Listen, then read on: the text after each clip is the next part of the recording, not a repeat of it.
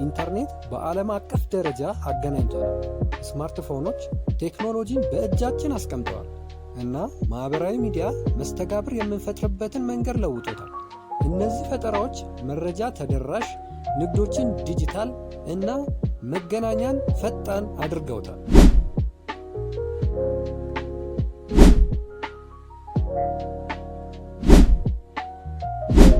ከቴክኖሎጂ ቀጥሎ ምን አለ?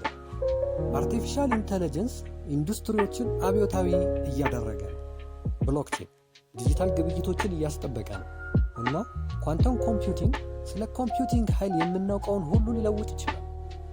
ፈጠራ መቼም አይቆምም እና ታሪክ ሲገለጥ እያየ ነው። ቴክኖሎጂ ከጤና እንክብካቤ እድገቶች እስከ ስማርት ከተሞች ድረስ ውጤታማነትን በማሻሻል በሁሉም የህይወት ዘርፍ ላይ ተጽዕኖ ያደርጋል። አውቶሜሽን ኢንዱስትሪዎችን እየቀረጸ ነው